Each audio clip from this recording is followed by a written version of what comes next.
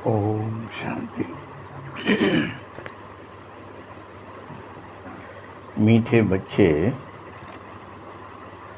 तुम याद में रहो तो मुझसे दूर होते हुए भी मेरे साथ में हो।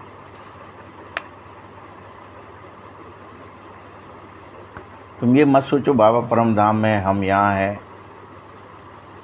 क्या कह रहा है बाबा? तो तुम दूर होते हुए भी मेरे साथ में ही हो।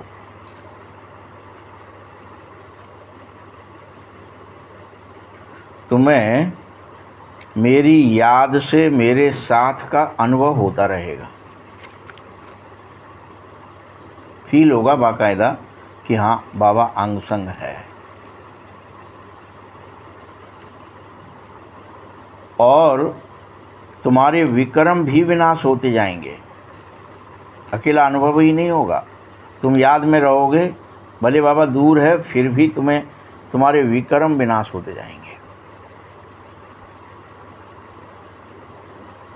प्रश्न है, दूरदेशी बाप बच्चों को दूरंदेशी बनाने के लिए अब कौन सा ज्ञान दे रहे हैं?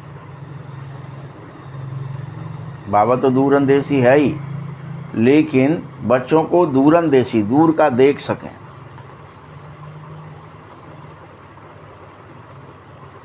ऐसा बनाने के लिए कौन सा ज्ञान दे रहे हैं? उत्तर है, अब कौन सा ज्ञान दे रहे हैं? आत्मा कैसे चक्र में भिन्न भिन्न वर्णों में आती है। देखिए, जो बात जाति की नहीं है और संसार जाति पर धरे बैठा है, हर बात को परमात्मा क्या कह रहे हैं कि आत्मा चक्र में भिन्न भिन्न वर्णों में आती है। ब्राह्मण वर्ण बनेगी, फरिश्ता वर्ण बनेगी, देवता वर्ण बनेगी, फिर क्षत्रिय वर्ण बनेगी, वैश्य वर्ण बनेगी, शूद्र वर्ण बनेगी, फिर से ब्राह्मण वर्ण बनेगी। ये चक्र है, चक्र में भिन्न भिन्न वर्ण हैं और ये आत्मा के अंदर हैं, शरीर के अंदर नहीं। जातियाँ शरीर की नहीं, आत्मा की हैं ये वर्ण व्यवस्था। इस का ज्ञान दूरंदेशी बाप ही देता है कि आत्मा वर्णों में कैसे आती है, कैसे शूद्र से ब्राह्मण, ब्राह्मण से फरिश्ता, फरिश्ता से देवता, से क्षत्रिय, वैश्य और शूद्रपने में घूम रही है। ये दूरंदेशी बाप ही तुम्हें बताता है कि बच्चे, आत्मा की स्थिति का नाम है वर्ण। तुम यह जानो कि अभी हम ब्राह्मण वर्ण बने हैं। तुम सब आत्मा ये स्वीकारो। जैसे जैसे पवित्र बनते जाओगे, निश्चल और निर्मल बनते जाओगे, निष्कपट बनते जाओगे, समझो हम ब्राह्मण वर्ण बन रहे हैं, बन गए हैं। इसलिए ये स्थिति आई है आत्मा के अंदर। इसके पहले जब हमें ज्ञान नहीं था तो हम ही शूद्र वर्ण के थे। शरीर ये कही है, इसी में हमको ज्ञान नहीं था तो हम शूद्र, मैं मेरे में फंसे थे, देह दुनिया में फंसे थे, काले गोरे में, कलर में, रिश्ते नातों में, खून में, ये रिश्ता है नहीं है। ये जो फंसे थे ये शूद्र वर्ण में फंसे थे। और उस शूद्र वर्ण से पहले भी हम वैश्य वर्ण में थे, उससे पहले हम क्षत्रिय वर्ण में थे, डॉट डॉट डॉट, से पहले हम देवता वर्ण थे।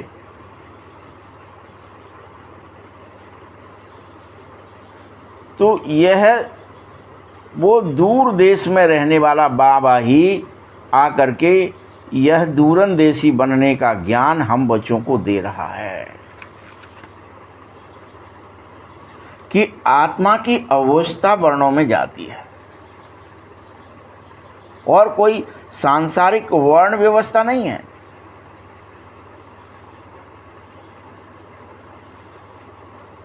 यह बात हिंट के रूप में तो अष्टावक्र ने भी कही थी कि ये देखो, मैं सोच रहा था आप ज्ञानी हो और आप ज्ञान की पिपासा रखते हो और आप आत्मज्ञान की बातें सुनना चाहते हो, तो ज़रूर आपके यहाँ आत्मज्ञानी बैठे होंगे, मुझे क्या पता यहाँ सब चमार बैठे हैं। हंस के यही तो कहा था उन्होंने कि क्यों हंसे? उसके शरीर को चमड़े में देख कर नहीं हंसे, टेढ़ा मेढ़ा। बस तो क्या देखा? जब हम शरीर देखते, काला है, गोरा है, सुंदर है कि असुंदर है, बूढ़ा है कि बच्चा है, टेढ़ा है कि सीधा है, जो भी हम देखते हैं तो हम शूद्र हो जाते हैं। हम आत्मा की अवस्था शूद्र वर्ण में चली जाती है।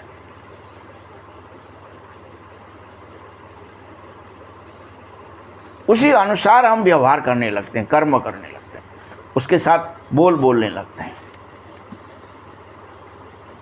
शरीर को देखकर।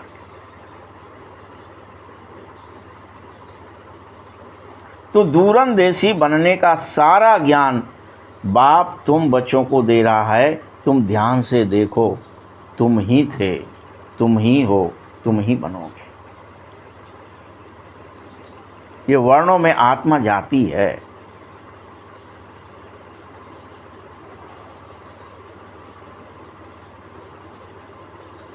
गीत है जो पिया के साथ है, यही युद्ध है कि मुझे शूद्र वर्ण से ब्राह्मण वर्ण में आना है। युद्ध समाप्त नहीं हो जाएगा। ब्राह्मण वर्ण से फरिश्ता बन जाना है, संसार की सेवा करना है, कल्याण करना है, भला करना है, तीनों लोक में आ जा कर के फिर देवत्व प्राप्त करना है आशीर्वाद लेने के बाद। ये मेरा पुरुषार्थ है। ओम शांति। ज्ञान सागर के साथ जो बच्चे हैं, जो पिया के साथ है, उनके लिए ही ज्ञान की बरसात है, हर एक के लिए नहीं है। हर कोई ये ज्ञान की वर्षा को प्राप्त नहीं कर सकता। ज्ञान बरस रहा है, इसे ग्रहण करो, धारण करो, परिवर्तन करो, स्वपरिवर्तन। इसी को अवतार कहते हैं। आपकी अवस्था का ही तो अवतार होता है। चाहे वो कोई रामायण काल है, महाभारत काल है, कोई काल दिखाए हैं, वो क्या दिखाए हैं कि वहाँ मनुष्य के जो अवस्था है पूरी मानवता की कैसी हो गई है। अकेले दुर्योधन जैसी है क्या कि सिर्फ पांडवों को दुख देना है, कैसे भी करके इनको कुचलना है, पीटना है। हम 100 हैं, ये 5 हैं, हमारा वर्चस्व होना चाहिए। हर कोई अपनी प्रतिज्ञा में अड़ा हुआ है। मैं प्रतिज्ञा करी है, मैं भीष्म हूँ, मैं ये कर दूंगा, मैं चाहूँगा, जिसको चाहूँगा उसके संग जो करूँगा सो करूँ पाऊँगा। सत्ता का मद। किसी को द्रोणाचार्य जैसे दिखा दिए कि उनको उस ज्ञान का ही मद है कि मैं, लेकिन ईर्ष्या है सबके अंदर में कि वो मेरी दोस्ती है तो क्या हुआ, मैं उसको नीचा दिखाऊं। जाओ राजा को पकड़ के लाओ, द्रौपदी को ये करो। यानी हर एक के अंदर में क्या ही दिखाया है कि ईर्ष्या है, कहीं अहंकार है, कहीं घृणा है, कहीं द्वेष है। कोई ऐसा दिखाया महाभारत काल में? और वो कहाँ है? अंतःकरण में है, हृदय में है, सबके में। आत्म परिवर्तन की ज़रूरत है। ने कहा इनको मारो, अब ये कोई अब काम के नहीं बचे। यहाँ तक कितना दिखाया कि जो युद्ध में भी नहीं थे, जैसे धृतराष्ट्र युद्ध में नहीं था, गांधारी युद्ध में नहीं थी, युद्ध में भी नहीं थे, उनके अंदर भी ये मेरे बच्चों को मार डाला है, मैं अभी लाओ इस भीम ने 100 मारे हैं, मैं इसको ही निपटाऊंगा। महाभारत तो खत्म हो गई थी। लेकिन वो ईर्ष्या का बीज, वो वैमनस्य, वो एक अंदर से जलन कि मैं तो इसको निपटाना ही है, तो क्या ही करा, सामने कर दिया भीम का पुतला और निपटा दिया और रोने लग गया। पर हाँ, ये मैंने क्या कर दिया अपना ही, वो तो मर ही गए थे, फिर भी मैंने इसको मार दिया। काम खत्म हुआ क्या? अब क्या दिखाया? कैसी अवस्था है मानवता के अंदर, विचार गलत हो रहे हैं सबके, ऊपर से नहीं दिख रहा कुछ भी। हमारे भाव और भावनाओं में शूद्रपना है, उनके अंदर कटुता, ईर्ष्या, घृणा, द्वेष, राग, वैमनस्य, ईर्ष्या, जाने क्या क्या।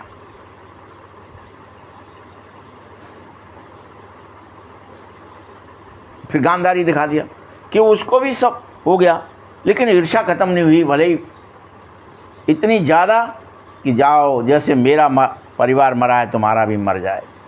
फिर तो ठंडी हो गए, ठीक है भैया, हम अपने ऊपर ले लेते हैं, चल तुम्हारे अंदर से। लेकिन अगर स्थापना हो रही है तो किसी के अंदर भी कुछ रह गया, नया युग स्थापित हो रहा था ना।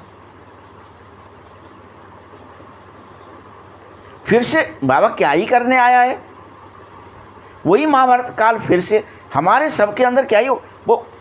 देखिए, हथियार तो अभी बने हैं, लेकिन अगर मेरे अंदर में ये ईर्ष्या ना हो कि मैं इनको मार डालूं, ये जाति विशेष को मार दूं, ये धर्म विशेष को मार दूं, इन लोगों को, तो मैं सुखी हो जाऊंगा, ये अगर भावना ना हो तो हम हथियार बनाएं।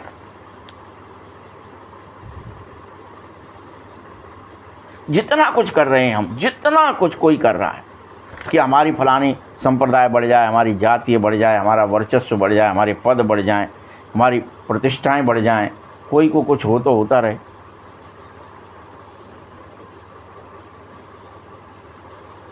वही काल आ गया है कि हर मनुष्य की स्थिति क्षुद्र हो गई है। हर मनुष्य में ईर्ष्या, वैमनस्य, घृणा, राग, द्वेष सब पैदा हो गए हैं। क्रोध, काम, लोभ, मोह, लालच, कपट, छल, तो दिखाया है ना। एक एक व्यक्ति को पात्र बना के, अब किसको कैसे दिखाएं, उन्हें को शगुनी, इतना लालची, इतना कपटी, एक पात्र बनाया। कपट का अलग पात्र है, लालच का अलग है, लोभ का अलग है, अहंकार का अलग दिखाया है, मोह का अलग दिखाया। हर एक पात्र बना करके महाभारत को लिखा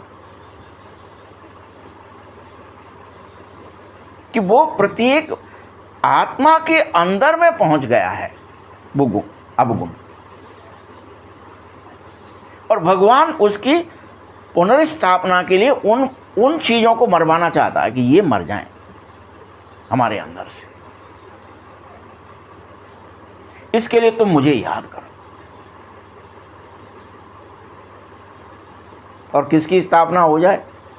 सत्य की, धर्म की, दया की, पवित्रता की, सुख की, शांति की। यही तो उद्देश्य है कि जब जब होए धर्म की हानि, बाढ़ें असुर अधम अभिमानी, तब तब प्रभु धर मनुज शरीरा, हरई कृपा निधि सज्जन पीड़ा।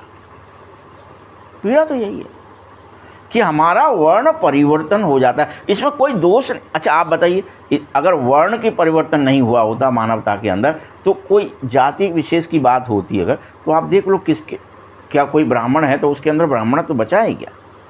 क्या ईर्ष्या नहीं है, घृणा नहीं है, राग नहीं है, द्वेष नहीं है, लालच नहीं है, छल नहीं है, नहीं क्या?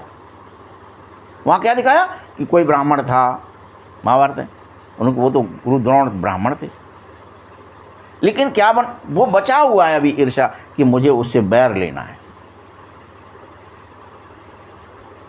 जाओ फलाने को पकड़ के लाओ, मेरे पैरों में पटक दो, वो मुझे सामने गिड़गिड़ाए। बड़े लिखे हो, विद्वान हो, हर चीज़ की प्राप्ति है, लेकिन वो अवगुण नहीं गया। उसे मारने का अर्थ ही है कि उन व्यक्तियों को मार दिया। अब अवगुणों को ऐसे मारना दिखाएंगे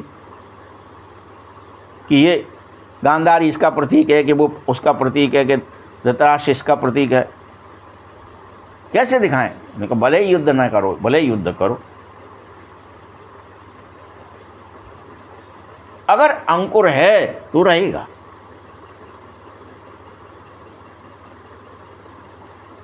यहां बाबा वही बात कह रहे हैं, बार बार कह रहे हैं, बच्चे सदैव तुम मुझे याद करो, सदैव मेरे साथ में स्वीकारो कि बाबा मेरे अंग संग है। तो मेरे अंदर ये विचार में, भावनाओं में, कर्म में शूद्रपना कैसे आ रहा है?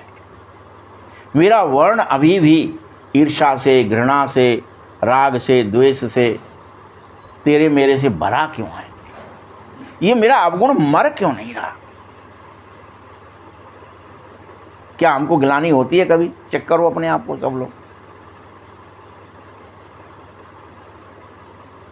क्या हम अपने आप को धिक्कारते हैं? करिए जी, क्या है? हम इतना रोज मुरली सुनते हैं, लेकिन फिर भी हमारे अंदर ये क्या आ रहा है? किसी के प्रति कुछ, किसी के नफरत, किसी के प्रति इनको निपटाई दो, किसी के प्रति घृणा, ईर्ष्या, ये मिट क्यों नहीं रहा? कि अकेला कौरवों का, पांडवों का युद्ध था क्या? दिखाया ना, बचपन से ही वो ऐसी स्थिति कि इनको मार डालें, लाक्षागृह में जला दें। यानी जलाना, मारना, हत्या करना, ये तो एक नॉर्मल बात थी। मानवता इतनी गिर चुकी थी, कोई उसका कोई नहीं ठीक है, मर गए तो वो लाक्षागृह में जला दिए, मर गए, हम क्या कर, वो लग गई आग, हमने तो कोई षड्यंत्र करा ही नहीं है। ऐसा सिद्ध करने की कोशिश करते थे अपने एक दूसरे। कोई उसकी यही नहीं है कि वो युग ऐसा था कि जहाँ शरीरों की कोई कीमत हो। शरीर की क्या कीमत थी जरा बताइए? आज की स्थिति में और उस महाभारत काल की कोई अंतर है क्या? आज आदमी आदमी को मार देता, कुछ कोई लग रहा है कुछ क्या किसी को कि हमने कुछ मार दिया तो कोई पाप कर दिया, कुछ कर दिया? रोज आती है ना, वो बक्से में भर दिया, बैग में भर लिया, फ्रिज में काट के रख दिया, फलाना कर दिया, कितने सारे केस रोज होते रहते हैं। और कोई उसके ऊपर जघन्य हत्या या फांसी चढ़ाई जाएगी, केस चलेगा, कुछ होगा, बस अखबारों में आएगा, मीडिया कुछ कहेगा, बात खत्म हो जाएगी। तो लेन देन चुकता हो? लेन देन चुकता नहीं, ये मनुष्य की अवस्था हो गई है शूद्रपना। आदमी को ये याद ही नहीं है कि हम श्रेष्ठतम देवत्व आत्माएं थे, नारायण स्वरूप थे। वो याद ही नहीं है। इसलिए वो अन्याय, अत्याचार, पापाचार, भ्रष्टाचार सब करने में अपने को क्या फील कर रहा है? मैंने देखो ये कर लिया, मज़ा आ गया, आनंद आ गया। उसको वो पाप कर्म करना सुखदाई लग रहा है, आनंद उसका कर्म हो गया है वो, कि ये तो करना ही चाहिए मुझे। बेईमानी नहीं करूँगा, झूठ नहीं करूँगा, कपट नहीं करूँगा, अच्छा तो काम ही कैसे चलेगा? राक्षस प्रवृत्ति हो गई हम सबकी। यही शूद्रपना हमारी आत्मा के अंदर विद्यमान है सबके। अपन ये सोच रहे हो कि ब्राह्मण बन गए, वो फाइट चल रही है वहाँ पे भी।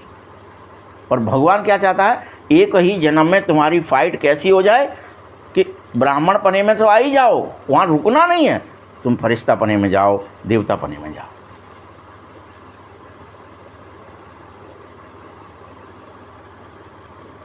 ये विकर्माजीत बनना होगा। जब रावण राज्य होता है तब राजा विक्रम का सम्मत होता है।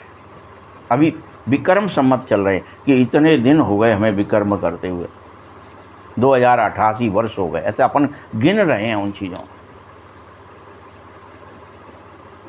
बुरा कर्म करते, विकर्म करते करते हम काउंटिंग करते जा रहे हैं, इतने दिन हो गए, इतने दिन हो गए, और विकर्म बढ़ते जा रहे हैं सब आत्माओं। वह विकर्माजीत सम्मत आना चाहिए था, अभी भी विकर्मी सम्मत ही है। सम्मति मतलब सभी की मति में विकर्म है, इसलिए उसे सम्मत बोलते हैं। अभी तुम फिर से विकर्माजीत बन जाओ। इस समय सभी अति विकर्मी हो गए हैं। क्या कह रहा है बाबा? अति विकर्मी। इसलिए आपको ये महाभारत की बात समझाई, जिससे आपको समझ में आ जाए।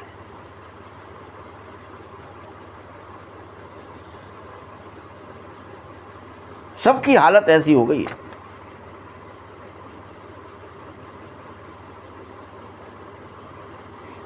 किसी को भी स्वधर्म का पता ही नहीं है।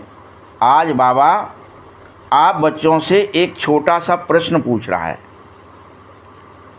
बोलो बच्चे, सतयुग में देवता यह जानते हैं कि हम आदि सनातन देवी देवता धर्म के हैं? वो भी नहीं जानते वो कि हम देवताएं हैं। वो संबोधन भी करते हैं, वो देवी गुण भी धारण करे हुए हैं और वो देवत्व तो प्रकट करते हैं एक दूसरे के साथ, परंतु ये जानते नहीं हैं।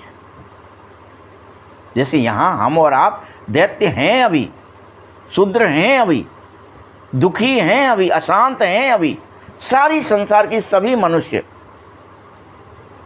वेदना झेल रहे हैं, लेकिन किसी को होश नहीं है कि ये हम दुखी हैं क्यों, हमारे कैसे विचार हो गए हैं, कैसी भावनाएं हो गई हैं, कैसे कर्म हो गए हैं, कैसे स्वभाव और संस्कार हो गए हैं, और क्या हमें इन्हें बदलना चाहिए। हमको कोई होश ही नहीं।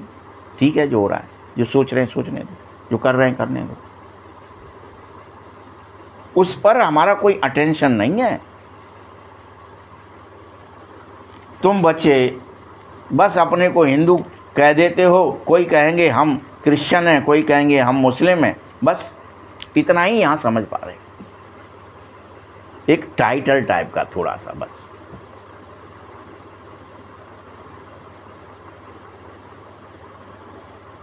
वैसे ही वहाँ देवी और देवताएं अपने को देवी देवता धर्म मात्र समझते हैं कि हमें देवी और देव कहना चाहिए। कोई ऐसे सील नहीं लगी होती है कि ये देव हैं, ये देवी हैं, ये फलाना है, कुछ नहीं लगी होती। विचार की बात है बच्चों। उस समय इस दुनिया में दूसरा कोई धर्म भी नहीं होता, कोई धर्म नहीं।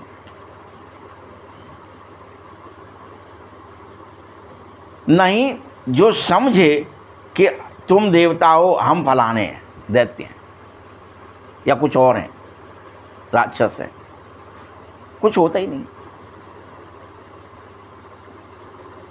ऐसी स्थिति होती, सबकी सब सुखदाई होते हैं, सब आनंद, सबके विचारों में पॉजिटिविटी होती है बहुत ही ज़्यादा, सब कल्याणकारी होते हैं, सब आत्मदर्शन करने वाले होते हैं, सब आत्मा के गुणों को प्रकट करने वाले, उनका व्यवहार करने वाले, उनके साथ रमण करने वाले होते हैं।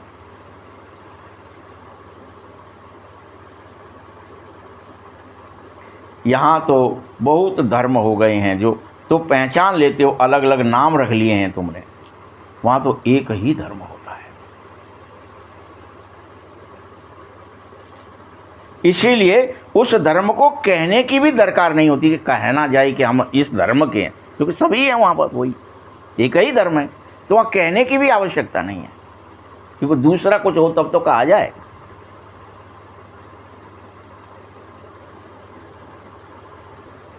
उनको पता भी नहीं होता है कि कोई और धर्म होता भी है,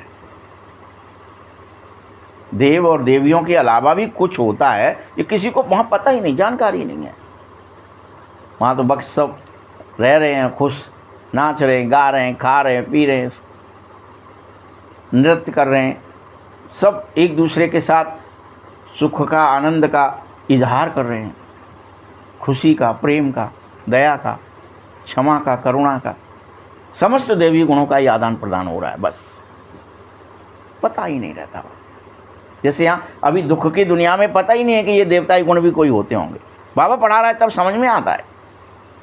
हम और आप तो नहीं, तो आम जन के साथ चले जाओ, क्या ये एक फटाक से दूसरे का चिंतन करेगा और ये कहे वो ऐसे खराब हैं, जो वैसे, वो क्यों कर रहा है उसको ही नहीं पता, दूसरा क्यों सुन रहा है उसको ही नहीं पता, सब मगन है और वो भी उसमें सपोर्ट करने लग गए।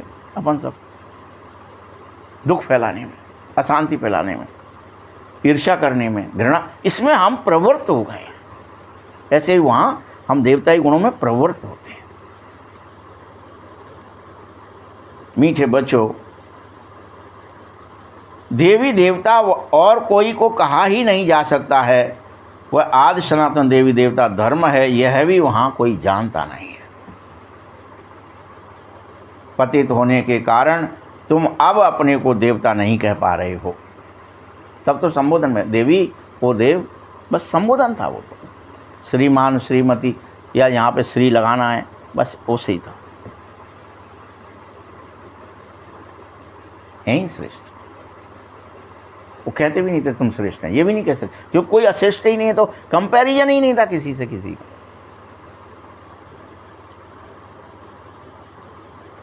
सब पवित्र होते हैं और पवित्र को ही देवता कहा जाता है, वहाँ सब पवित्र होते हैं।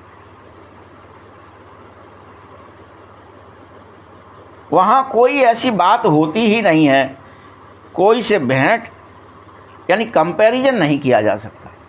किससे भेंट करें उसकी, यानी कंपैरिजन करें कि इसकी भेंट में ये कम देवता है, इसकी भेंट में ये ज़्यादा देवता है। पवित्र हैं तो देवता हैं, सबके अंदर देवी गुण हैं। ये नहीं कि ऊंच देवता है नीच देवता है, कुछ नहीं होता, कंपैरिजन तो हो ही नहीं सकता वहाँ।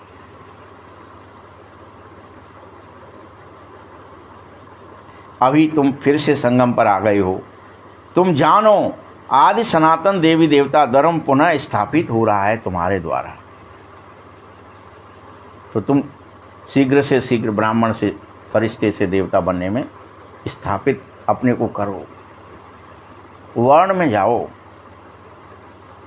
बनो।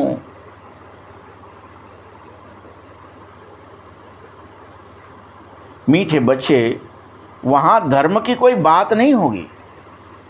कोई कहेगा नहीं धर्म अधर्म कुछ है, वहाँ धर्म ही है, वहाँ अधर्म है ही नहीं, तो धर्म की बात कौन करे। जहाँ अधर्म है वहाँ धर्म की बात की जाती है ही एक धर्म। यह भी तुम बच्चों को समझाया जा रहा है। जो कहते हो ना महाप्रलय होगी, अर्थात कुछ भी नहीं रहता, यह है भी गलत बात है कि कुछ भी नहीं रहेगा। बाबा बैठ समझाते हैं सत्य क्या है। शास्त्रों में तो बस एक ही चीज़ दिखा देते कि जब बहुत ज़्यादा दिक्कतें होने लगती हैं तो जलमयी हो जाती है, सबको भगवान आते धुल देते, जल प्रलय कर देते, सब डुबो देते।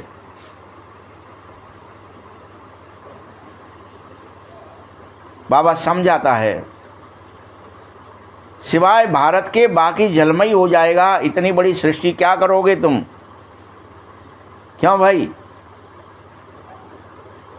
अभी तो तुम देखो अकेले भारत में कितने गांव हैं। पहले तो जंगल भी हुआ करते थे, फिर उनमें वृद्धि होती जाती थी। वहाँ तो सिर्फ तुम आदि सनातन देवी और देव ही रहते हो, एक ही धर्म होता है। यहाँ तुम ब्राह्मणों की अभी बुद्धि में यह बात धारणा होनी चाहिए।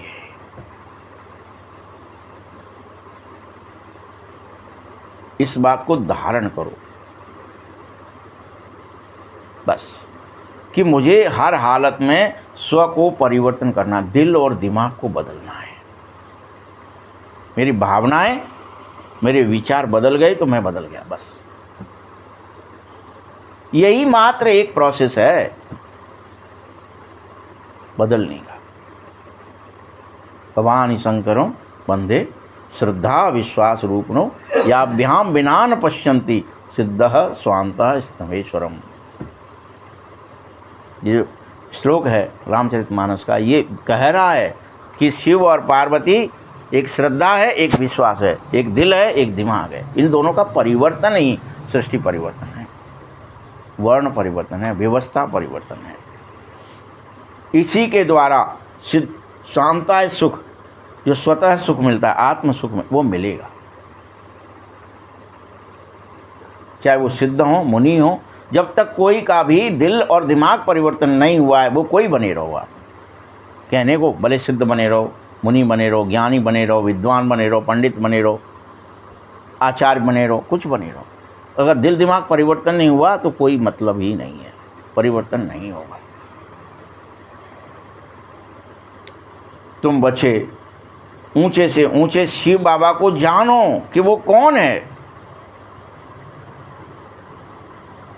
और उसकी पूजा क्यों होती है, ऐसा क्या है उसमें।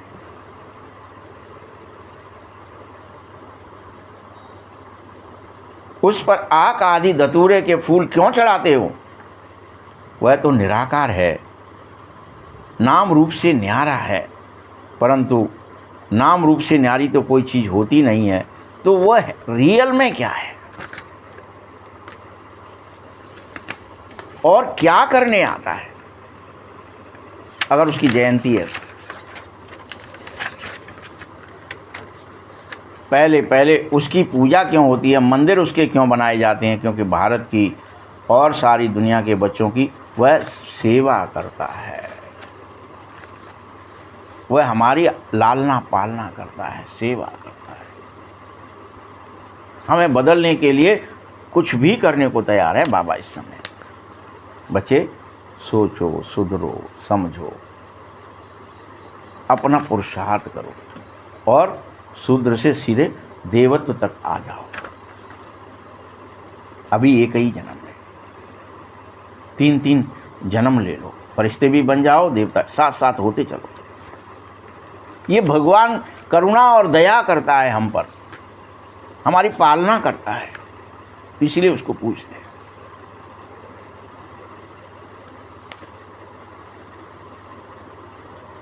हर मनुष्य की सेवा करने को बाप तैयार है। इस समय तुम बच्चे अपने को न तो देव और न देवियां कहला सकते हो, कुछ भी नहीं, तुम्हारे पास कुछ है ही नहीं, ये बाबा ही करवा रहा है। तुमको तो पता भी नहीं है कि हम देवी और देवता थे भी या बन रहे हैं। बाबा ही रोज रोज रोज रोज रोज चेक कर बच्चे, चेक कर खुद को। किससे? विकर्म से मार, सुकर्म को पैदा कर अपने अंदर। जीते जी मर जा, बदल जा इस युद्ध में। ये युद्ध है जो रोज तुझे लड़ना है, खुद से खुद का, स्व परिवर्तन का। महाभारत युद्ध है ये, भारी युद्ध, कि मेरा दिल और दिमाग बदल जाए, मेरा स्वभाव और संस्कार बदल जाए, मैं सुखी हो जाऊं। मेरे अभी क्या ही स्वभाव संस्कार है? दुख के, दुख देना है, दुख लेना है, दुख ही देखना है, दुख ही सुनना है, दुख ही भोगना है। लत पड़ गई है।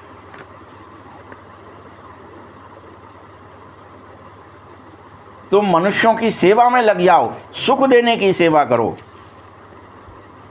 तुमको बाप समझा रहा है तो तुम्हें समझना चाहिए कि ये ज्ञान सिवाय परमात्मा बाप के कोई दे ही नहीं सकता था। तुम्हें तो खुद होश ही नहीं था, वो दे रहा है। कोई तो जातियों में फंसा है, कोई वर्ण में फंसा है, कोई व्यवस्था में फंसा है, और लड़ रहा है और जिए रहा है आंदोलन कर रहा है, पत्थरें फिगवा रहा है। काहे के लिए कर रहा है पता ही नहीं। सब मेरा नाम हो जाएगा बस।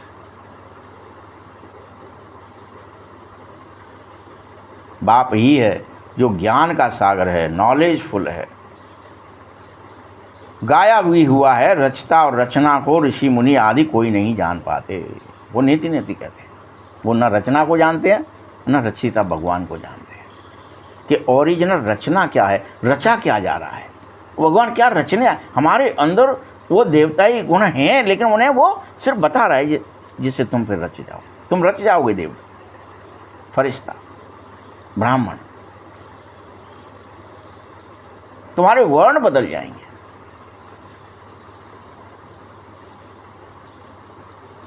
जैसे छोटे बच्चे को नॉलेज है क्या? नहीं है ना। जैसे बड़े होते जाते हो बुद्धि खुलती जाती है, वैसे ही तुम्हारी बुद्धि में आएगा। जैसे उस छोटे बच्चे के अंदर आता है कि देश क्या है, विलायत क्या है, दुनिया क्या है, नक्शा क्या है, भूगोल क्या है, विज्ञान क्या है, वो पढ़ता है, बड़ा होता है। वैसे ही तुम बच्चों को भी इस बेहद के ज्ञान को कुछ जानते ही नहीं थे। शुरू में आएंगे तो क्या ही जानेंगे, पढ़ना भी शुरू करेंगे तो एकदम जान जाएंगे क्या कि मुझे क्या बदलना है। पहले तो हमारा बहुत सारा बुद्धि योग अनेकों वर्ष तो इसमें निकल जाते हैं कि वो जो हमने सुना था, पढ़ा था, शास्त्र कह रहे हैं, वे यूँ कहते हैं, ये यूँ कहते हैं, साधु यूँ कहता है, पंडित ये कहता है, उसमें ही निकल जाता है कि वो सही है कि ये सही है। परखने में ही निकल जाता है बहुत सारा समय। सत्य क्या है, असत्य क्या है, कहाँ चलें, इसकी जगह और जगह भटक लें क्या, दूसरी सुन लें क्या, कौन सा सत्य है।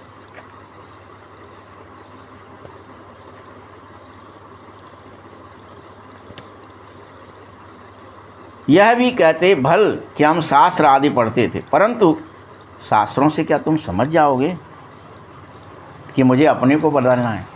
क्या समझ गए थे क्या? वहाँ तो ये सोचते वो कहानी ऐसी लिखी है, उनके संग ऐसा हुआ था। हमको वो कहानी हकीकत दिखती रहती है, या उसको हम ये समझते हैं कि ये तो इतिहास है। हम ये थोड़ी समझते हैं ये मेरे लिए लिखी गई हैं, मुझे अपने को बदलने के लिए लिखी गई है महाभारत। कि किसे मारना है, भगवान वहाँ बैठा है और किसे मरवाने की बात कर रहा है। हे अर्जुन, तू इसे मार दे, ये रिश्ते नातों को मार दे, लेकिन मुझसे नहीं मरेंगे, मैं नहीं चला पाऊंगा ज्ञान बाण। तो मनुष्य ही इस ड्रामे में मुख्य एक्टर है, ये भी तो तुम नहीं जानते थे। ये ड्रामा तो है जिसमें पशु पक्षी जीव जंतु थलचर नवचर सब हैं, लेकिन मुख्य ड्रामे का कौन है हीरो, एक्टर? मनुष्य है। अगर मनुष्य सतो प्रधान हो जाता है, सृष्टि सतो प्रधान हो जाती है। पशु पक्षी जीव जंतु हिंसा छोड़ देते हैं, शेर गाय एक काट पर पानी, बस मनुष्य बदल जाने से, क्योंकि हीरो है वो। सारा खेल दो बातों पर निर्भर है, हार और जीत। भारत की ही हार, भारत की ही जीत। तुम भारतवासी आत्माएं सतयुग में पवित्र धर्म के साथ थे और इस समय तुम सब अपवित्र धर्म में चले गए हो। तुम्हारी हार हो गई है धर्म के प्रति, धर्म ग्लानि हो गई है। तुम स्वधर्म को भूल गए हो और देह के धर्म में फंसे बैठे हो। इसके लिए मार काट हो रही है सब। वो क्रिश्चियन है उनके ऊपर बम पटक दो, वो मुस्लिम है उनके ऊपर बम पटक दो। यही होगा, देह के धर्म में आ जाएंगे सब, आत्मा के धर्म को भूल ही जाएंगे, स्वधर्म को भूल जाएंगे, हिंसा इत्यादि में प्रवृत्त हो जाएंगे।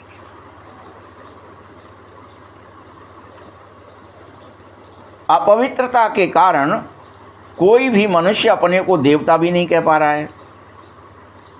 फिर भी अनेकों ने अपने आगे श्री श्री नाम रख रखे हैं। देवता नहीं कहना चाहते, लेकिन जानबूझ के क्या ही कहेंगे, श्री श्री 108, श्री श्री 1008, या श्री श्री 2 बार, श्री श्री 8 बार कहते हैं। बस नाम रख लिए हैं, देवता कहने की हिम्मत नहीं है।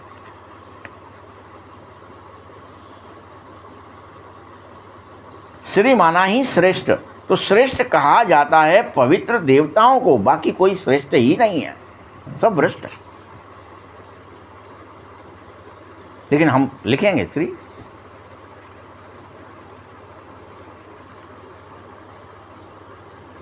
इसलिए श्रीमत भगवानुवाच है।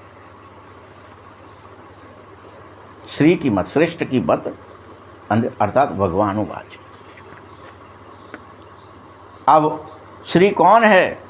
जो बाबा के सन्मुख आकर के सुने, सुन कर के श्री बने, श्रेष्ठ बने, जिन्होंने अपने को श्री कहलाया है। बाबा के कर्तव्य पर जो नाम पड़े हैं वह भी अपने ऊपर तुमने ही रख लिए हैं, श्री श्री आदि।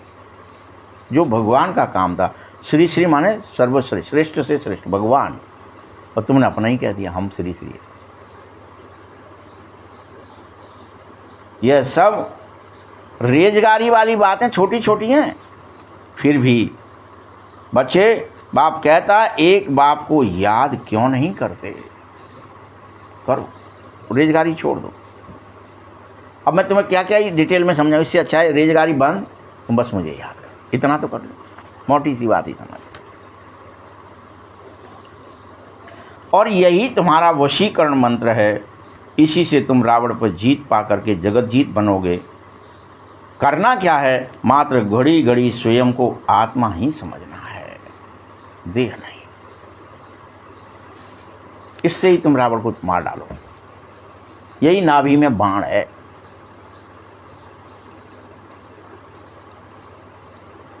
जो तुम्हें मारना है। ये शरीर जो पंच महाभूतों का है, ये तो बनता और छूटता ही रहता है बार बार। अनेक बार बना, अनेक बार छूट गया, फिर बना, फिर छूट गया, फिर बना, फिर छूट गया। ये बनता ही रहता है। ये भी तुम्हारे अंदर विद्यमान है। 84 जन्म की कहानी कि तुम इतने जन्म लोगे, ये आत्मा में है। वो शरीर इतना, ये वाला शरीर लोगे, ऐसा रूप होगा, ऐसा रंग होगा, ऐसे स्वभाव संस्कार होंगे, ऐसे कर्म होंगे, सब नूत है।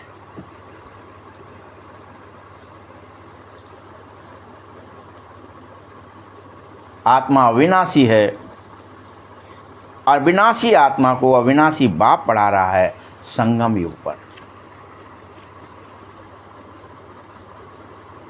भल कितने भी विघ्न आदि पड़ें, कितने भी माया के तूफान आवें, लेकिन प्रत्येक बच्चे को बाबा की याद में रहना चाहिए।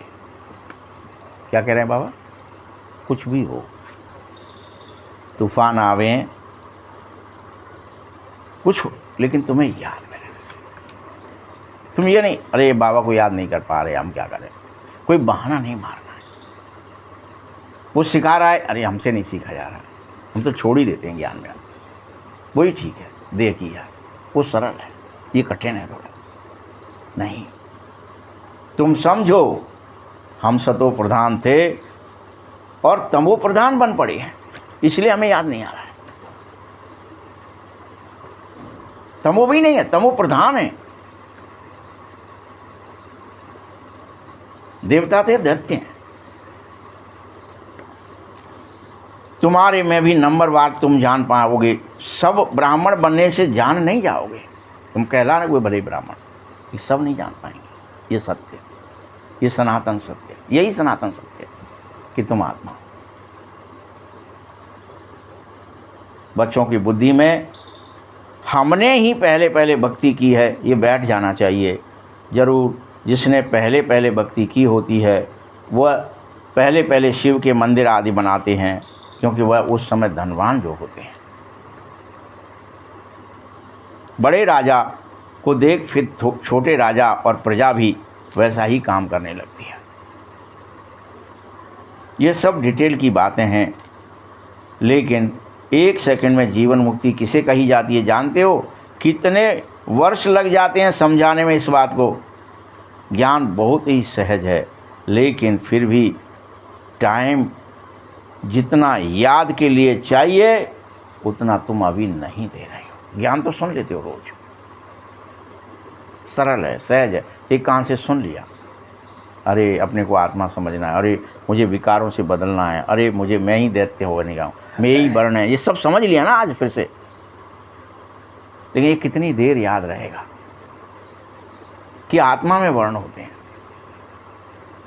ये बात गवर्नमेंट भी समझे तो कितना ही बढ़िया हो, सारा झंझट ही मिट जाए, द्वेष मिट जाए, ईर्ष्या मिट जाए। जो लोग ईर्ष्या करे बैठे कि ये मनुवादियों ने ये कर दिया है, फलाने ने ये कर दिया, कितना सारा बहस चलता रहता है मीडिया।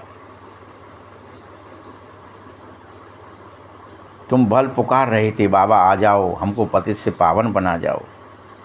ऐसे नहीं कह रहे थे बाबा हमें विश्व का मालिक बना, तुम तो यही कह रहे थे ना, पवित्र बना जाओ।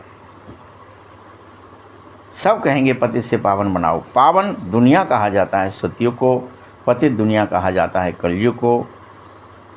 अपने प्रति अब तुम्हें घृणा भी नहीं रखनी है।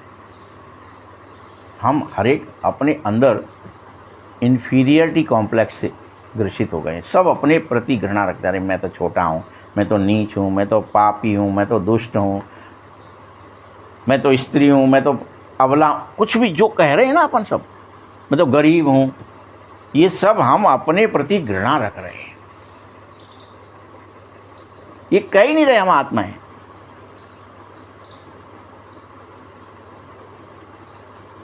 मेरे तो भाग्य में कुछ नहीं है, ये जो कह देते ना, हम घृणा करते हैं अपने से।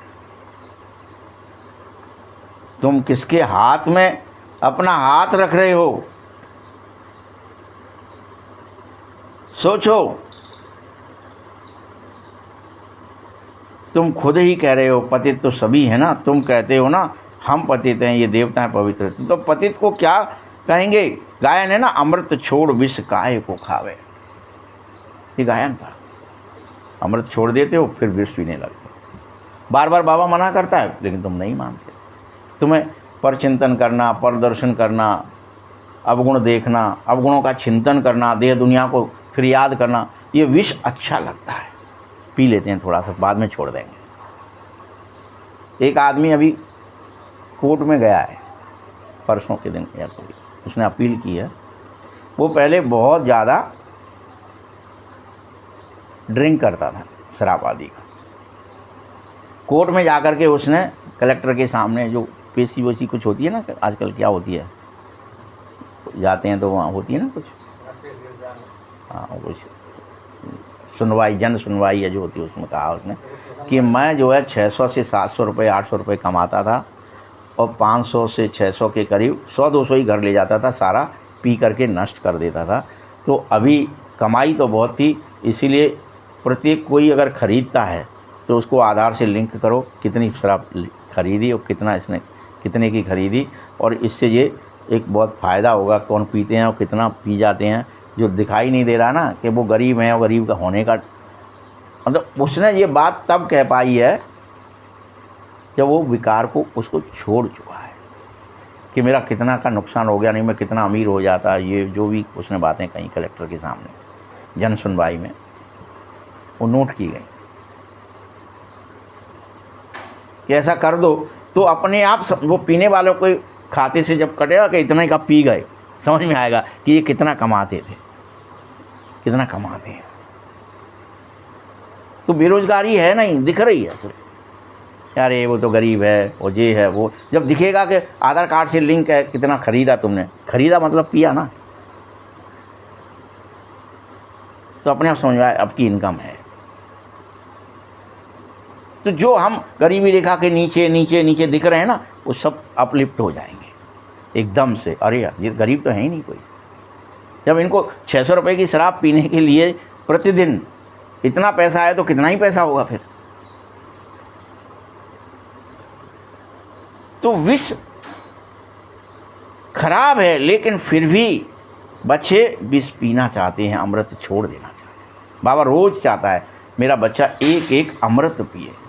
बाप कह रहा है ये विष तुमको आदि मध्य अंत दुख देता है, इसको तुम विष समझते ही नहीं हो। लेकिन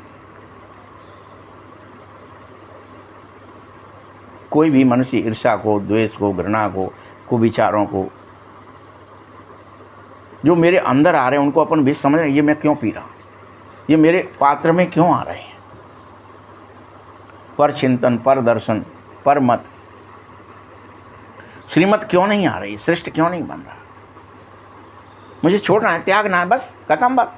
मुझे करना ही नहीं किसी का चिंतन। जैसे अमली अमल बगैर नहीं रह पाता है, शराब की आदत वाला शराब के बगैर नहीं रह पाता है, वैसे ही लड़ाई का समय होता है तो उनको शराब पिला करके, नशा चढ़ा करके फिर लड़ाई पर भी भेजा जाता है। फिर आदत पाड़ी जाती है मिलिट्री आदि को, इनको शराब पिलवाओ और क्या हो जाए, जिससे ये इनको पिला देंगे तो ये अपने आप पी करके मरने के लिए जोश में चले जाएंगे, बंदूकें चलाएंगे। क्योंकि वहाँ नशा तो मिला, बस बहुत है, समझेंगे हमको तो ऐसा ही करना है जो कहा गया है। उन लोगों को मरने का फिर डर नहीं रहता है। कहीं भी बम आदि को जा कर के बम सहित गिरा देते हैं। गायन भी है कि मूसलों की लड़ाई लगी। सत्य बात यही है कि तुम प्रैक्टिकल में अभी भी देख पा रहे हो। आगे तो सिर्फ पढ़ा करते थे कि मिसाइल्स पेट से निकलती हैं, मूसल पेट से निकले, तुमने बस पढ़ रखा था। अभी तो तुम समझ रहे हो ना, पांडव कौन है, कौरव कौन है, यादव कौन है। तो प्रैक्टिकल देख रहे हो मुरली के माध्यम से। स्वर्गवासी बनने के लिए तुम्हें जीते जी देह अभिमान को गलाना पड़ेगा, इसका पुरुषार्थ करना पड़ेगा। पांडव कौन है? जो जीते जी इस देह अभिमान को गला दे, स्वर्गारोहण करे, वही तो पांडव है। ये बॉडी कॉन्शियस को गलाना ही हमारा पांडवपना दिखा। अगर हम बॉडी कॉन्शियस नहीं गलाने का पुरुषार्थ दिन भर कर रहे रात में नहीं करते, विचारों में नहीं करते, इसका अर्थ है हम पांडव नहीं हैं, कौरव हैं या और कुछ है, यादव हैं।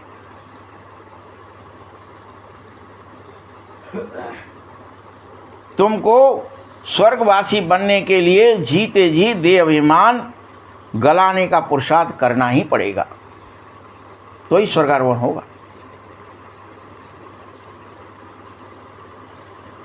मीठे बच्चों, तुम इस शरीर रूपी पुरानी जूती को छोड़ने का पुरुषार्थ करो, बार बार अशरीरी होने का पुरुषार्थ करो। वहाँ दिखा दिया, वो पहाड़ों पर गए, गले और मर गए।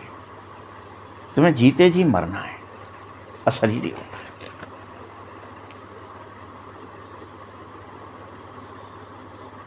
बाप बच्चों को समझाता है, मैं कलप कलप आता हूँ, मेरा नाम शिव है। तुमने शिव जयंती भी मनाई, भक्ति में मंदिर भी मेरे बनाए, परंतु मैं तुम्हें जो समझा रहा हूँ इसे क्यों नहीं समझ रहे? मैं वही शिव हूँ जो तुम्हें समझा रहा हूँ कि तुम पांडव बन जाओ, तुम जीते जी अशरीरी बन जाओ, तुम देह अभिमान को गला दो। देवियों के भी ऐसे नाम रख दिए हैं। इस समय तुम्हारी पूजा हो रही है बच्चे, तुम समझो जिसकी पूजा करते हो वह हमको पढ़ा रहा है। लक्ष्मी नारायण के हम पुजारी थे, अभी हम खुद ही लक्ष्मी नारायण बन रहे हैं। तुम्हारा यह ज्ञान तुम्हारे बुद्धि में स्मरण में आ जाना चाहिए, स्फूर्ति में आ जाना, सिमरण में आ जाना चाहिए। मैं ही हूँ, पांडव भी मैं ही हूँ, नारायण मैं ही हूँ, कृष्ण मैं ही हूँ, राम मैं ही हूँ। स्मरण में आ जाए, मर्यादा पुरुषोत्तम मैं ही हूँ, कोई और नहीं है। हमने वहाँ दोनों इकट्ठे दिखा दिए, राम भी है रावण भी है। अभी से कन्फ्यूजन क्रिएट हो जाता है कि वो तो अलग से कोई आइडेंटिटी थी, कोई आदमी था, एक आदमी राम था, एक आदमी रावण था, वो लड़ रहे थे। ये भूल जाते हम कि हम ही अकेले राम और रावण हैं, हम ही अकेले कृष्ण और कंस हैं। हमको हमसे ही लड़ना है।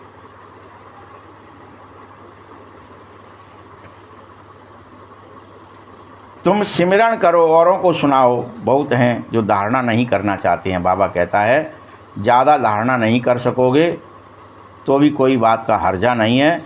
याद की तो धारणा करो, बाबा को ही याद करते रहो। जिनकी मुरली नहीं चलती है तो यहाँ बैठे सिमरण ही कर लें। वो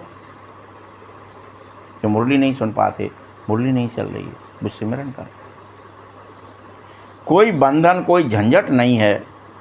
बल घर में बाल बच्चे आदि हैं तो वातावरण देख तुम्हारा नशा जरूर गुम होता होगा, तो उन्हें भी तुम समझाओ जिससे वो भी तुम्हें नशा दिलाएं।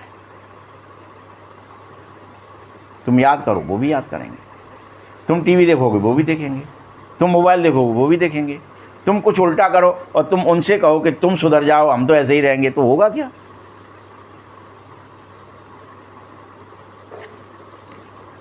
किसी को भी समझाना तो बहुत सहज है बच्चों।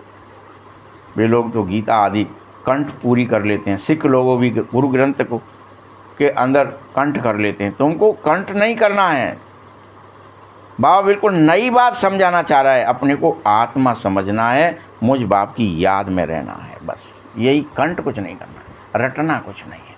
बाबा की बातें पता चला तुमने कंठ कर ली, कोई स्लोगन कंठ कर लिए, कोई मुरली के टॉपिक कंठ करे घूम रहे हैं, उससे क्या ही होगा? 5000 वर्ष पहले भी मैंने तुम्हें सिखाया था। और कोई की ताकत नहीं जो तुम्हें समझा सके। मैं आया हूँ जब तुम ज्ञानवान से, गुणवान से, शक्तिवान से, इन ज्ञान गुण शक्तियों से हीन हो जाते हो, धर्म ग्लानि में चले जाते हो, तब आना पड़ता है। ज्ञान सागर तुमको समझा रहा है। आजकल ऐसे बहुत निकलेंगे जो कहेंगे मैंने भी अवतार लिया है। अनेक कहेंगे हम भी भगवान का अवतार हैं, हम भी भगवान का अवतार हैं। इसलिए सच की स्थापना में भी विघ्न पड़ेंगे। बोलोगे विघ्न डालेंगे तो आप आधे उधर जाओगे, घूमोगे, अरे यार वो भी तो कह रहा वो भगवान साक्षात है, ये तो शायद नकली हो सकते हैं, वही असली है क्या? वहीं चलते।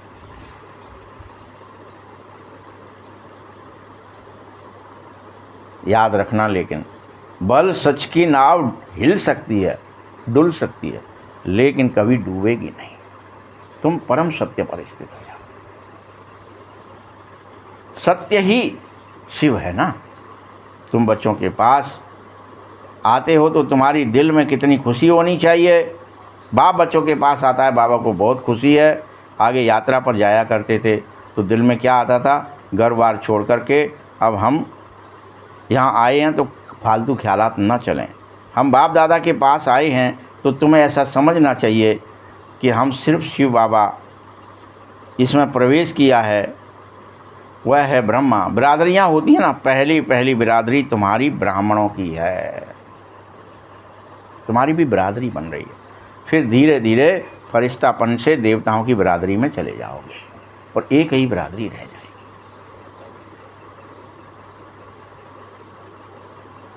दूरंदेशी बाप तुम बच्चों को दूरंदेशी बना रहा है, बस तुम गलो। बाकी इसीलिए क्या दिखाए, सब मर गए, सिर्फ पांडव बचे, वो भी गलने चले गए। अब कैसे ही दिखाएं कि ईर्ष्या, द्वेष, घृणा सब मर गए, नफरत सब मर गया, सब कुछ मर गया, देहाभिमान मर गया, पांडवों ने खुद गलाया। जो बच गया सो देवलोक। भिन्न भिन्न वर्ण में तुम आत्माएं आए हो, चक्कर लगाया है। बाप तुमसे कहता है तुम खुद विचार करो कि हम ब्राह्मण वर्ण के हैं, इसके पहले हम शूद्र वर्ण के थे, लेकिन हमें ज्ञान नहीं था।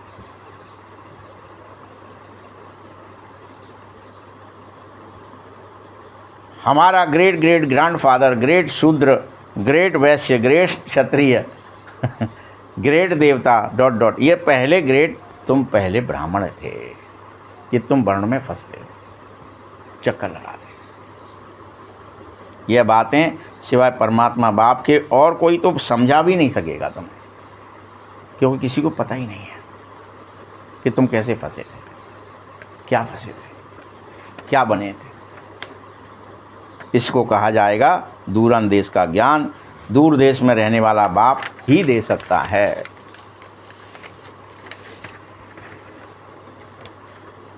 तुम बच्चों को तुम जानो हमारा बाबा दूर देश से आया है, यह तो पराया देश है, पराया राज्य है, या रावण राज्य है, पराया देश है। अभी राम राज्य है ही नहीं, तो राम आया है सिखाने, फिर से तुम आत्माओं को बाहर निकालने उसके शिकंजे से, रावण के जाल से, मोह जाल से, लालच के जाल से, कपट के जाल से निकालने आया है।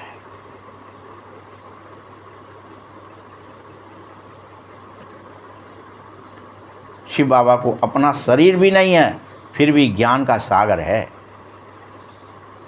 स्वर्ग का राज्य भी उसको नहीं चाहिए। ये शिव बाबा ही तुम्हें स्वर्ग का राज्य देगा।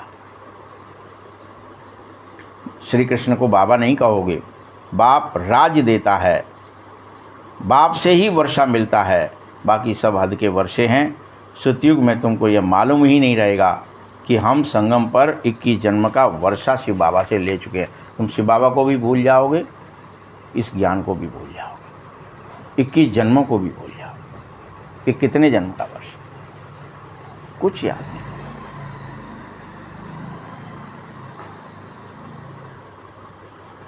21 पीढ़ी यानी पूरी आयु।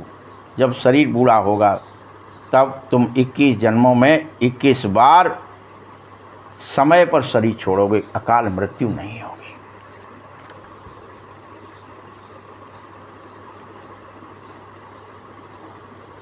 जैसे सांप पुरानी खाल छोड़ देता है, वैसे हम पुराना शरीर पाट बजाते बजाते पुराना चोला छोड़ दिया करेंगे। ये 21 बार ऐसा होगा जब तुम्हें जन्म और मृत्यु का कोई भय नहीं होगा। छोड़ना है और पहनना है, उतना। जैसे कपड़ा पहनते हैं, कपड़ा उतारते हैं, वैसे तुम सच्चे सच्चे ब्राह्मण हो। तुम्हें भ्रमरी भी कहा जा रहा है, क्योंकि तुम कीड़ों को आप समान ब्राह्मणी और ब्राह्मण बनाते हो। तुम्हें कहा जाता है कि तुम आओ कीड़े उठा लो यहाँ से और उन कीड़ों के पास आकर बैठ कर के भूं भूं करो और उनके अंदर उन्हें भौरा बनाने की कला सिखा दो। इतना ज्ञान भूं भूं भूं भूं ज्ञान की करते रहो। तुम आत्माएं हो, तुम ये हो, ये ज्ञान है, ये गुण है, ये महाभारत है, ये राम। आपको समझ में आ रही है ना महाभारत कि हमारी प्रत्येक की कहानी है, कोई आदमी कोई औरत की नहीं है।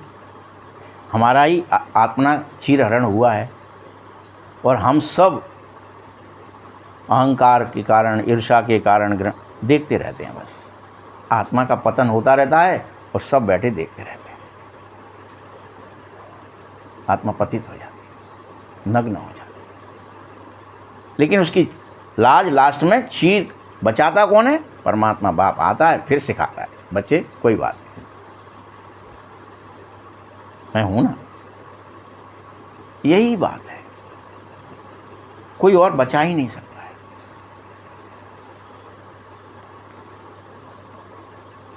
तुम भूं भूं करते फिर औरों को भी पंख आते हैं, कोई मर जाते हैं, कोई सड़ जाते हैं। मिसाल अभी का है, लेकिन सभी नहीं भौरे बन जाएंगे। कोई सड़ेंगे, मरेंगे, कोई बन जाएंगे उस भूं भूं की आवाज़। तुम लाडले बच्चे नूरे रतन कहे जाते हो। तुम, बाबा कह रहा है, तुम मेरे नूरे रतन हो, तुमको अपना बना लिया है और तुम भी हमारे हो गए हो। मैंने तुम्हें अपना बनाया है, तुम मेरे हो गए हो। बाप को जितना तुम याद करोगे उतना तुम्हारे पाप कटेंगे और कोई को भी याद करने से पाप नहीं कटेंगे, ये याद रखना। तुम किसी और की याद करोगे तो पाप नहीं कटेगा, सिर्फ एक बाप की याद से ही पाप कटेगा। अच्छा, मीठे मीठे शकील बच्चों प्रति माता पिता बाप दादा का याद प्यार और गुड मॉर्निंग। रूहानी बाप की, रूहानी बच्चों को नमस्ते, रूहानी बच्चों की भी बाप दादा को बहुत बहुत याद प्यार और नमस्ते। धारणा के लिए मुख्य सार है, जीते जी देह अभिमान से गलने का पुरुषार्थ करो। जीते जी कौन सा पुरुषार्थ करना है? तुम पांडव हो और इस देह अभिमान को गलाओ। तुम स्वर्गारोहण करो, जिसने हिमालय पे जाकर के गल जाए। जीते जी गलाना है, मर के नहीं गला सकते आप। बॉडी कॉन्शियस को सोल कॉन्शियस में बदलना है। ये पुरुषार्थ पांडव ही करेंगे और कोई नहीं कर पाएगा। इसलिए दिखा पांडव करते हैं स्वर्गारोहण। पुरानी जूती रूपी शरीर जरा भी इससे ममत्व न रहे। इसको गलाना है, मतलब इससे कोई ममत्व न रहे। ये जूती है पुरानी। पुरानी जूती को क्या करते हो? फेंक देते हो। कोई उठाए तो उठा ले, कचरे में डाल दो, दबा दो, कहीं सड़ जाए, गल जाए, नष्ट हो जाए। दूसरा पॉइंट है, सच्चा ब्राह्मण बनकर के कीड़ों का ज्ञान भी भू कर उन्हें आप समान ब्राह्मण बनाओ। जो कीड़े हैं, मकोड़े हैं, तुम ब्राह्मण बनो और खुद सच्चे ज्ञान से उन कीड़े मकोड़ों को ब्राह्मण बनाओ। भू भू करके उन्हें आप समान बनाना है। ये दूसरा पॉइंट है। वरदान है, इस अमृत वेले का महत्व जानो। कि मुझे हर काम कब करना है? अमृत वेले, रात में 2 बजे 3 बजे खड़े होकर के सीधे लग जाना है बाबा को याद करने में, सीधे देह दुनिया को भूलने में, सीधे देह अभिमान को गलाने में, सुबह से ही लगना है। तो इस अमृत वेले के महत्व को जानकर खुले भंडार से अपनी झोली भरपूर करने वाले तकदीरवान भव। उस समय भंडार खुला है, 49 हवाएं चल रही हैं। आपको तो पूरा ही झोली भरनी है कि कैसे भी जल्दी से जल्दी मेरा शरीर डिटैच हो जाए, मैं शरीर से बाहर निकलूं, देह दुनिया को भूलूं, परम धाम चलूं, सूक्ष्म वतन की सैर करूं। बार बार अभ्यास करो एग्जिट होने का, बाहर निकलने का, गलने का। अमृत वेले वरदाता भाग्य विदाता से जो कुछ भी तकदीर में लिखवाना चाहो, रेखा खिंचवाना चाहो, खिंचवा लिया करो। जो कुछ भी देखिए पांडवों को भी क्या दिखाया, कुछ चाहिए नहीं था, फिर दुनिया का मिल गया था, साम्राज्य हो गया, पूरी पृथ्वी उनकी हो गई थी, धर्म की स्थापना हो गई, उन्हें कि चलो अब डिटैच हो जाओ, गलो। यही आदेश है प्रभु का। बाबा भी गया, तुम भी चलो, क्योंकि उस समय भोले भगवान के रूप में तुम्हारे लिए अमृत वेले लवफुल होते हैं, इसलिए तुम मालिक बनो और अपना अधिकार बाबा से ले लो। खजाने पर कोई भी ताला चाबी नहीं होता है उस समय अमृत वेले। उस समय सिर्फ माया के बहानेबाजी को जरूर छोड़ देना। माया बहाने जरूर करवाएगी, क्या ही होता है, अभी तो 3 बजे हैं, अभी से जग के क्या करोगे, थोड़ा सो लेते हैं, रात में लेट सोए थे। बहुत सारे माया क्या करेगी, आपके अंदर विकल्प लाएगी, कॉन्शियस लाएगी कि तुम तो शरीर हो, तुम थके हो, तुम बूढ़े हो, तुम बीमार हो, तुम शरीर हो, तुम्हें ये याद दिलाएगी माया। तुम तो एक ही दृढ़ संकल्प करना कि मैं जो भी हूँ, जैसा भी हूँ, बाबा आपका हूँ, आपकी हूँ। एक ही संकल्प। मन बुद्धि तुम पूरी तरह से बाप के हवाले कर देना, चलाना मत अपना मन बुद्धि। दिमाग लगा दें थोड़ा सा, दिल लगा लें थोड़ा सा, नहीं। अगर तुमने चला लिया तो माया तुम्हारे अंदर प्रवेश कर जाएगी, उसी से सुला देगी तुम। देह की जगह देह दुनिया, मतलब परमात्मा की जगह, आत्मा की जगह देह दुनिया में फंसा देगी। देह की तुम बैठे रहोगे भले ही, तो देह की बातें याद दिलाती रहेगी, उसने ये कही थी, इसने ये करा था, उसने ये करा था। टाइम वेस्ट हो गया पूरा, क्योंकि तुमने माया को चांस दे दिया मालकी करने का, मन बुद्धि चला दिए। मन बुद्धि तो पूरी तरह बाबा के हवाले कर देना चाहिए और स्वयं तखत नशीन बन जाना, भ्रकुटी पर बैठ जाना चाहिए। बाप के सभी खजाने अपने खजाने अनुभव करना चाहिए। सब कुछ जो बाबा के खजाने हैं, 7 गुण, वो मेरे भी खजाने हैं। मुझे उन खजानों से अपने को भरना है। मुझे तो बाबा का बनना है, मुझे स्वर्गारोहण करना है, मुझे फरिश्ता बनते हुए देवता बनना है, देवताई गुणधार बाप समान बनना है, ईश्वरीय बनना है, आसुरी नहीं रहना है। इसलिए बैठो दृढ़ता के साथ। स्लोगन है, सेवा में यदि स्वार्थ मिक्स हो जाएगा तो सफलता भी मिक्स हो जाएगी। इसीलिए निस्वार्थ सेवाधारी बनो। ओम शांति।